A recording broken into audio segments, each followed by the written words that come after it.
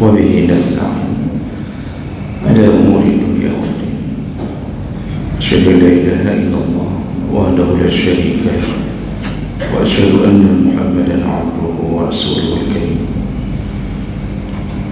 اللهم صل وسلم على نبينا محمد وعلى آله وأصحابه أجمعين. أما بعد، رب اشرح لي صدري ويسر لي أمري واحلل عقدة من لساني يفقهوا قولي. Segala puji bagi Allah, kemudian salawat dan salam pada Rasulullah, pada keluarga dan seluruh sahabat-sahabatnya. Bapak Ibu jemaah salat subuh yang Allah muliakan insyaallah, kita lanjutkan pembahasan tentang tanda-tanda kiamat kecil. Di pertemuan yang lalu kita mendapatkan berita dari Nabi bahwa di antara tanda berakhirnya zaman yaitu umat Muhammad SAW akan merasakan kerinduan yang sangat tinggi terhadap Nabi, dan mereka berangan-angan agar bisa memimpikan Nabi SAW. Kita sudah bacakan hadis-hadisnya yang intinya Nabi mengatakan bahwa akan datang suatu zaman yaitu umatku akan merindukan untuk melihatku melebihi daripada kerinduannya terhadap keluarganya, terhadap hartanya. Nah, jadi ini memang terjadi di saat zaman sudah begitu rusak, dan ini kita mulai masuk ke dalam suasana seperti itu, sehingga orang-orang merasakan seandainya datang Nabi, atau seandainya kita tak lama lagi bisa bertemu Nabi. Nah, itu keadaan seperti itu kalau sudah mencapai pada derajat hampir semua orang merasakannya, maka saat itu sebenarnya dunia sudah hampir berakhir. Baik, kita lanjutkan. Berikutnya, tanda-tanda yang dikabarkan oleh Nabi berikutnya melalui hadis riwayat Muslim dengan derajat yang sahih, yaitu hisaru ba'dil buldan al-islamiyah. Akan terjadi sebelum kiamat, negeri-negeri Islam itu akan diembargo. Negeri-negeri Islam akan diembargo. Ini berdasarkan hadis dari Abi Hurairah radhiyallahu anhu. Qala Rasulullah sallallahu alaihi wasallam, Rasulullah berkata, mana'atil Iraq dirhamaha wa qafizaha. Kata Rasulullah, nanti negeri Iraq akan terhalang untuk mengambil dirhamnya sendiri dan qafiz. Qafiz itu alat pengukur di zaman itu di waktu Iraq. Jadi qafiz itu kalau kita ingin mengukur hasil sawah, menimbang hasil sawah, di orang-orang Irak terdahulu memakai qafiz. Jadi yang intinya Nabi mengatakan bahwa negeri Iraq nanti akan terhalang untuk mengambil dirhamnya sendiri dan hasil-hasil alam yang biasa mereka timbang dengan qafiz. Wa mana'at asy-Syam mudiyaha wa dinaraha.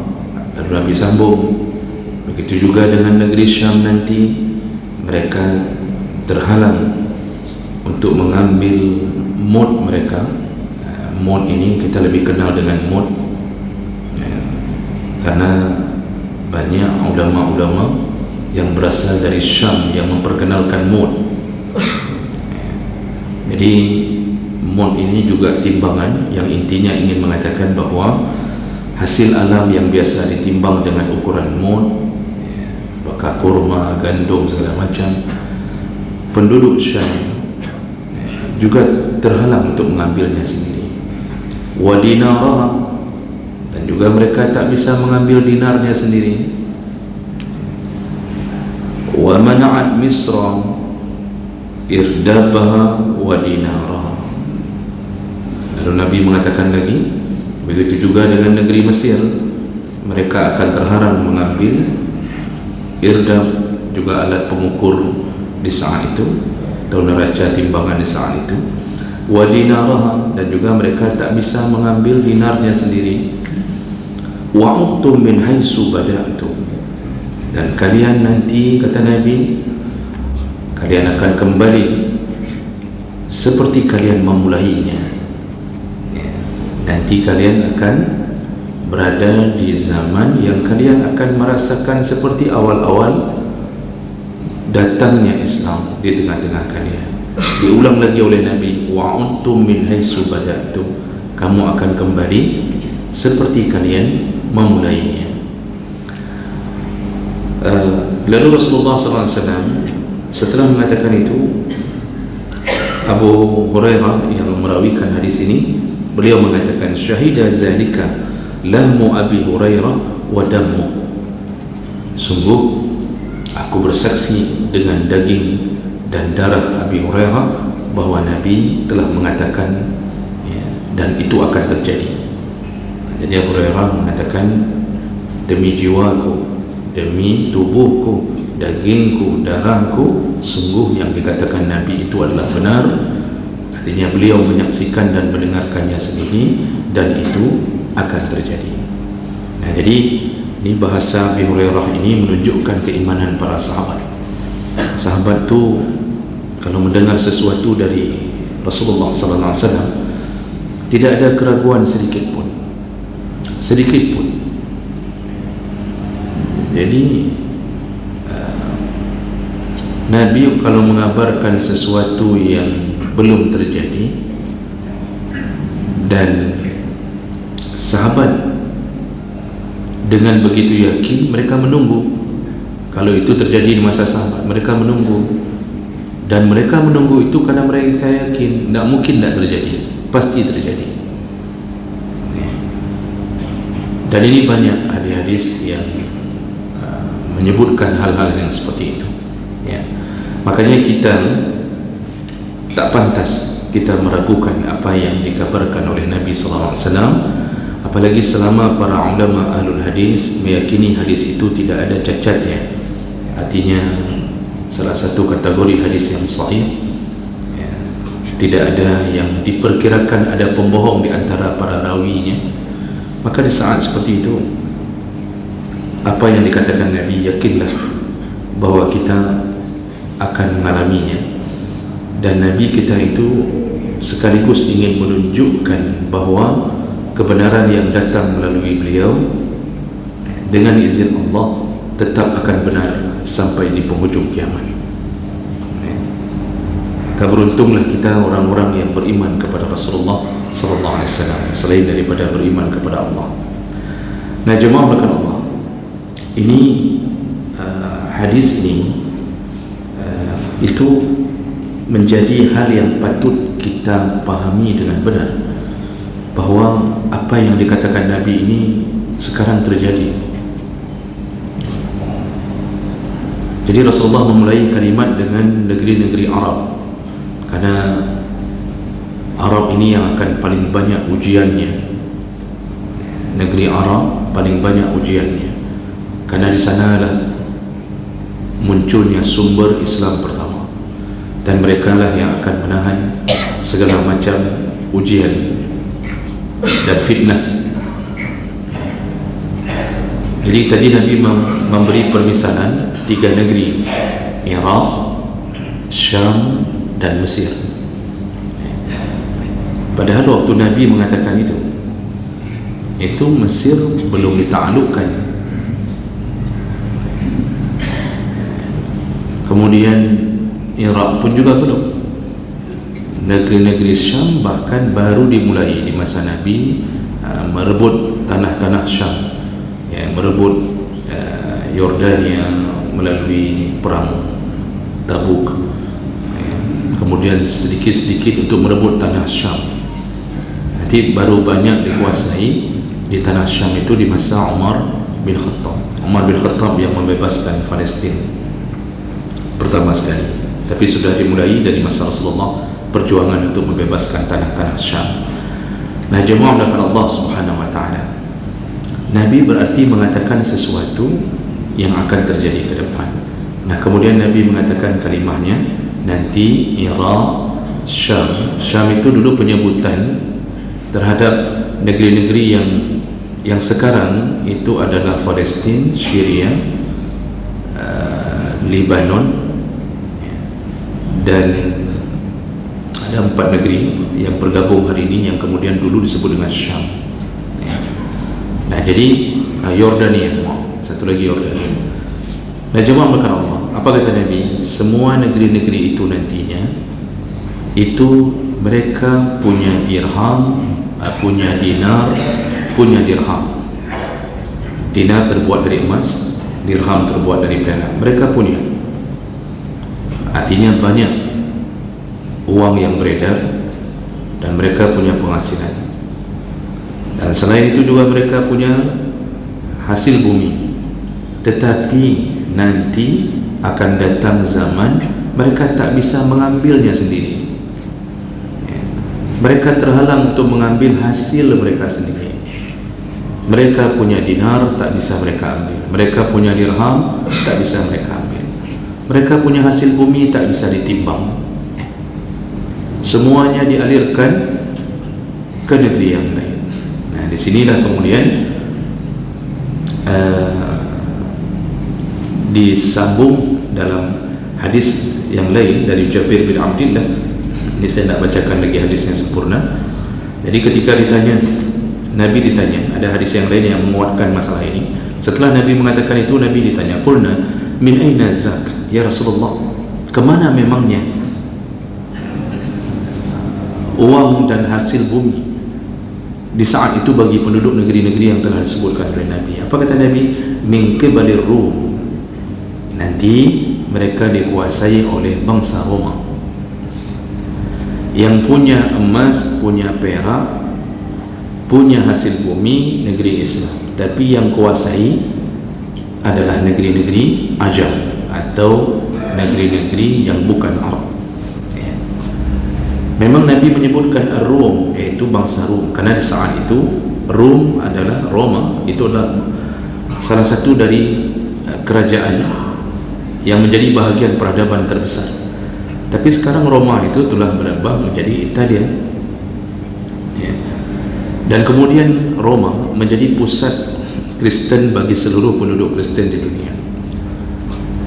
Dulu bangsa Italia sendiri pun telah terwujud apa yang dikasih tahu oleh Nabi. Mereka berhasil menduduki negeri-negeri Islam seperti Libya dengan berbagai penghasilan yang mereka dapatkan. Mereka mengorek hasil buminya sehingga penduduk Libya pun tak bisa mengambil hasilnya sendiri, sampai diperjuangkan oleh beberapa tokoh para pahlawan di Libya seperti Umar Mukhtar yang telah difilmkan. Kalau Bapak menonton perjuangan Umar Mukhtar, mungkin bergetar tubuh kita melihat perjuangan sampai detik-detik terakhir di tiang gantungan. Dia tak pernah menyerah kepada Italia. Bahkan ketika dia sudah syahid, bangkitlah seluruh para pejuang Libya untuk memperjuangkan tanahnya. Lalu kemudian bangsa-bangsa lain pun mulai menjajah negeri-negeri Islam untuk mendapatkan hasil. Di tengah padang pasir tersimpan berbagai hasil-hasil yang begitu mengagumkan mereka, dan mereka tahu di sana ada minyak, ada gas, ada macam-macam. Mulailah sejarah mengungkapkan semua yang disebutkan Nabi ternyata benar.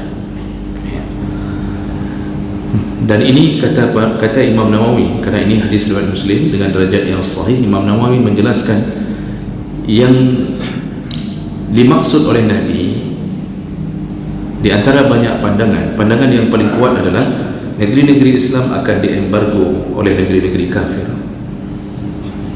Diembargo, mereka akan dikucilkan, mereka akan tersiksa di negerinya sendiri, dan itu kemudian menyebabkan orang-orang kafir mengambil hasil kekayaan mereka, sedangkan penduduk aslinya tidak mendapatkan apa-apa.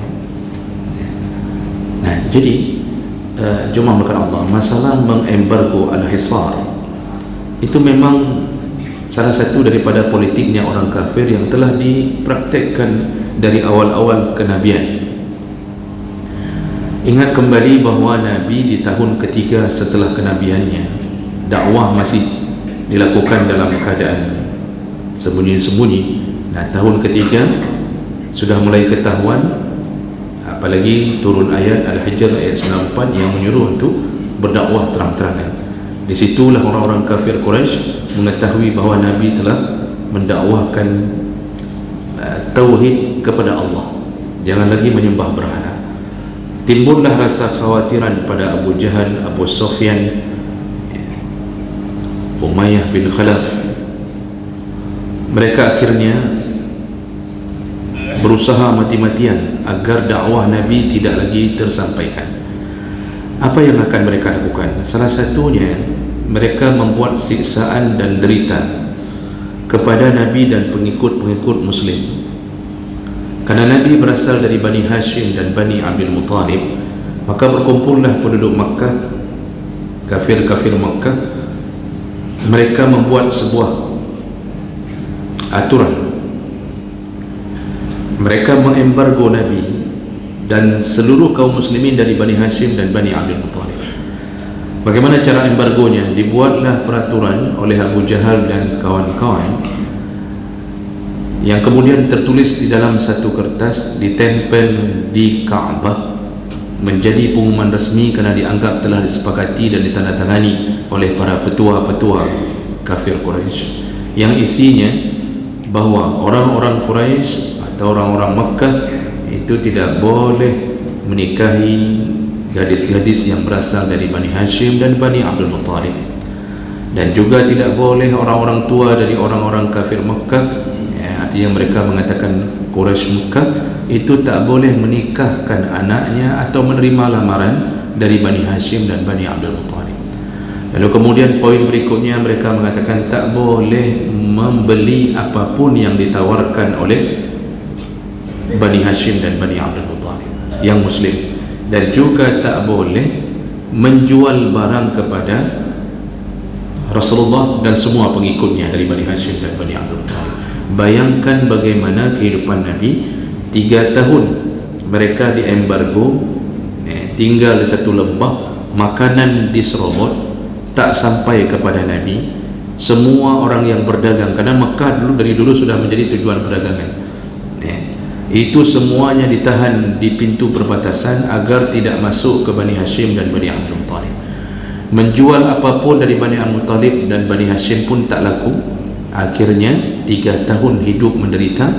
Khadijah menghabiskan harta untuk menolong Nabi, itu pun makanan apa yang ada. Anak-anak disebutkan dalam sejarah itu hampir semuanya setiap hari menangis dalam keadaan lapar, karena betul-betul diembargo. Dan di saat itu minoritas. Rasulullah bersama sahabat-sahabat dan isteri-isteri mereka minoritas, tak bisa melakukan perlawanan. Begitulah nasib Nabi, diembargo 3 tahun lamanya. Maka apa yang terjadi pada Nabi? Tadi Nabi mengatakan kalimat wa'udtum min haitsu bada'tum, kalian akan merasakan seperti awal mula kalian merasakannya. Artinya umatku di akhir zaman akan merasakan kembali apa yang kami rasakan di awal-awal Islam. Apa yang terjadi jemaah melakukan Allah? Singkat cerita, kita dengan berbagai berita yang kita dapatkan hari ini, terbukti sudah bagaimana orang-orang kafir mengembargo Palestin. Bagaimana dulu waktu perang salib mereka juga mengembargo Palestin. Jadi tanah Palestin ini dari dulu diembargo. Dan kemudian bagaimana bangsa Tartar mengembargo kekhalifahan di Baghdad pada waktu itu. Jadi betul-betul diisolasi sampai tidak bisa berbuat apa-apa. Dan hampir semua negeri Muslim mengalami ini, kecuali yang mau bekerjasama dengan Amerika. Dan apa yang kita dengarkan dulu, cerita kisah Nabi diembargo, hari ini kita bisa merasakan kepedihan saudara-saudara kita, kaum muslimin yang diperlakukan sama dengan sistem yang lebih global. Dan salah satu caranya persis apa yang dilakukan oleh para petinggi-petinggi kafir di masa lalu, yaitu dengan cara memanipulasi berita tentang Muslim bahwa mereka telah membuat kesesatan, meminta menyembah Tuhan mereka, tak lagi menyembah Tuhan nenek moyang kita. Jadi manipulasi, kemudian tuduhan-tuduhan yang tak terbukti. Begitulah cara orang kafir melakukan penindasan terhadap orang Islam. Bagaimana cara mereka menghancurkan Afghanistan, bagaimana cara mereka menghancurkan Iraq, Aljazair, Tunisia, kemudian semuanya dibuat tunduk, kalau tidak embargo. Hari ini walaupun Iran sebagian besarnya beraliran Syiah, tapi itu adalah salah satu target daripada kaum kafir. Wallahu alam apa yang terjadi sebenarnya, tapi sebenarnya kita ini telah mengalami apa yang dikabarkan oleh Nabi. Maka jemaah melakukan Allah, sungguh kita tak bisa mengelak dari semua kejadian ini. Dengan begitu, yang kita yakini cuma satu, Nabi kita adalah Nabi yang benar, dan dia yang telah mengabarkan tentang kebenaran. Dan semoga kita tetap teguh iman walaupun berbagai siksaan yang akan kita terima nantinya, karena dunia ini memang tidak dicipta untuk bersenang-senang dan untuk abadi. Kita semua berharap semua kebahagiaan digantikan oleh Allah, semua penderitaan digantikan oleh Allah dengan kebahagiaan abadi di dalam surga-Nya. Amin ya rabbal alamin. Subhanakallahumma bihamdik, asyhadu an la ilaha illa anta, astaghfiruka wa atubu ilaik. Wassalamu alaikum warahmatullahi wabarakatuh.